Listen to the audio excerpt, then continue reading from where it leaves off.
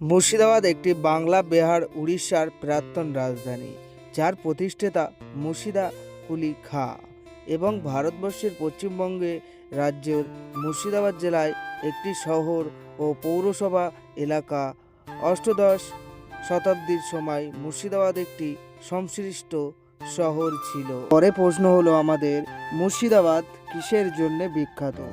মুর্শিদাবাদ মূলত তার ঐতিহাসিক স্থাপনা এবং রেশম শিল্পের জন্য বিখ্যাত। এই জেলায় ছিল বাংলার শেষ স্বাধীন রাজধানী এবং এর বিখ্যাত স্থানগুলির মধ্যে রয়েছে হাজারদুয়ারি প্রাসাদ, কাটরা মসজিদ, মতিঝিল এবং খুশবাগ কবরস্থান। মুর্শিদাবাদ তার রেশম শিল্পের জন্য পরিচিতি, যেখানে মুর্শিদাবাদ সিল্ক ব্র্যান্ডটি দেশে এবং আন্তর্জাতিকভাবে খ্যাতি অর্জন করেছে। চলো এবারে যাওয়া যাক হাজারদুয়ারি কেন বিখ্যাত। হাজারদুয়ারির 1000টি দরজা আছে, তার ভেতরে 100টি দরজা নকল এবং 900টি দরজা আসল। হাজারদুয়ারি প্রাসাদ তার প্রায় 1000 দরজার জন্য বিখ্যাত, যা একসময় শত্রুদের আক্রমণ থেকে প্রাসাদকে রক্ষা করার জন্য ডিজাইন করা হয়েছিল। এছাড়া এটি তার জাঁকজমকপূর্ণ স্থাপত্য এবং নবাবী যুগের ঐতিহ্যের প্রতীক হিসাবে পরিচিত।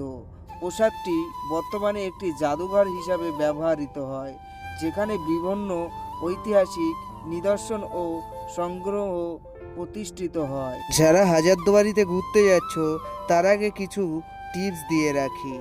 যারা মোবাইলটাকে ইউজ করছো, হাজারদুয়ারির ভেতরে ভিজিট করলে ওখানে কিন্তু মোবাইল ফোন অ্যালাউ নেই।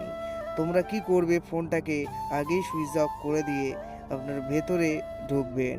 ঢোকার পরে কোনো ভিডিও, ক্যামেরা, অডিও ওর ভেতরে চালাবেন না বা ভিডিও করবে না।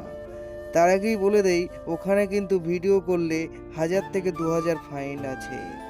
তার জন্য এই ভিডিওর ভেতরে এই টিপসটা দেওয়া আছে। তোমরা কিভাবে হাজারদুয়ারি, খুশবাগ কবরস্থান সব জায়গায় ঘুরবে, তার জন্যে সুন্দর দেখে একটা হাজারদুয়ারির পাশ থেকে ঘোড়া ভাড়া নিয়ে নিতে পারো। ঘোড়া ভাড়ার প্রাইস হলো 800 থেকে 900, 1000 থেকে 1100। এর ভেতরে তোমরা ভালো ভালো ঘোড়া আরামের সাথে পেয়ে যাবে। তার ভেতরেও আর একটা কথা বলে রেখে দেই, আমাদের স্ক্রিনে দেওয়া এই নম্বরে কল করলে তোমরা ঘোড়া বুক করে নিতে পারবে। অ্যান্ড আমরা নদী পার হয়ে চলে গিয়েছিলাম খোশবাগের কবর স্থান। ওখানে তোমরা গিয়ে দেখতে পাবে সব নানা রকমের কবর স্থান। অ্যান্ড এছাড়াও তোমাদের জানার কোনো কিছু থাকলে তোমরা গাইড নিয়ে নিতে পারো, সব কিছু জানতে পারবে।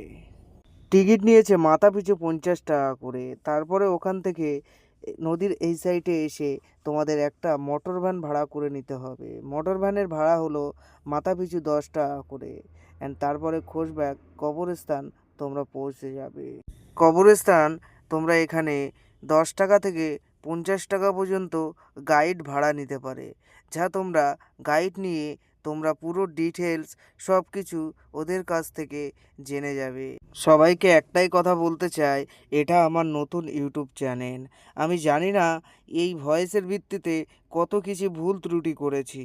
অ্যান্ড সবাই কি করবে, চ্যানেলে যদি নতুন এসে থাকো, ছোট ভাই হিসেবে সবাই সাবস্ক্রাইব করে লাইক করে দেবে, যাতে আমি নেক্সট ভ্লগ আরও করতে পারি। অ্যান্ড